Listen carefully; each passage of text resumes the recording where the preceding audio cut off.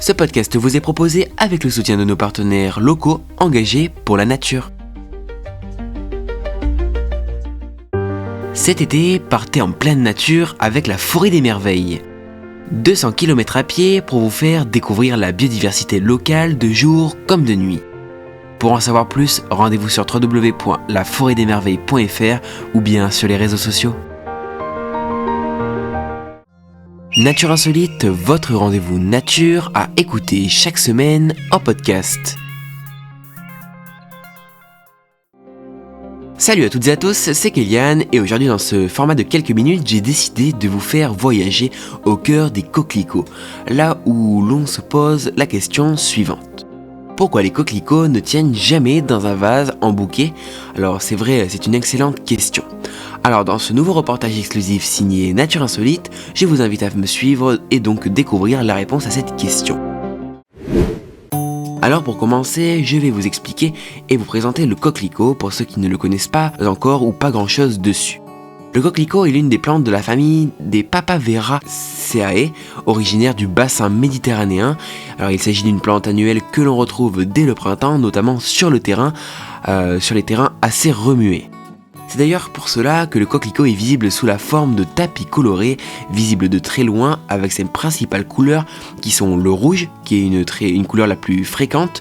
Ensuite on peut retrouver également des fleurs blanches, jaunes et oranges. Alors les coquelicots en général sont assez petits et moyens, en général ils ne dépassent pas une hauteur de 70 cm, voilà donc ce qui est assez moyen quand même. Alors lorsqu'on taille un coquelicot en lui coupant la tige, il se trouve qu'il libère une sorte de latex blanc. Alors c'est un peu comme chez les êtres humains, c'est l'équivalent à la circulation sanguine. Cependant, le coquelicot ayant une tige très fine, lorsqu'il libère son latex, il perd l'eau et se déshydrate immédiatement. Donc tout simplement, ses pétales tombent après quelques minutes ou quelques heures pour ceux les plus coriaces. En bref, ce n'est pas une plante prévue pour être cueillie ou conservée en intérieur dans un vase. Par contre, pour ceux qui souhaitent vraiment de manière occasionnelle cueillir du coquelicot, voici une petite solution qui a été trouvée et présentée par énormément d'utilisateurs sur internet.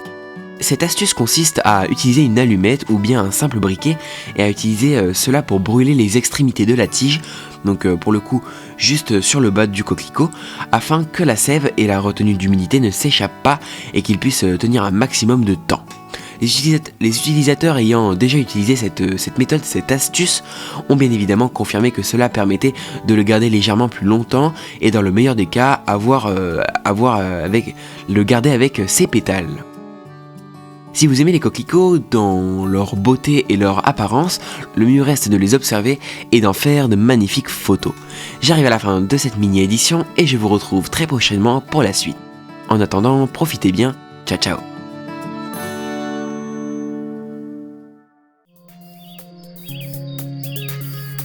Nature Insolite, c'est terminé pour aujourd'hui, mais la nature n'a pas fini de vous étonner.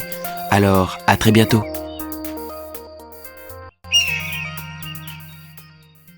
En Dordogne, découvrez la nature aux côtés de la LPO.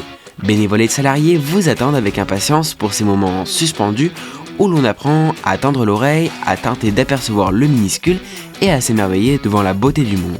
Pour les découvrir, ça se passe sur le site internet lpo.fr/Aquitaine.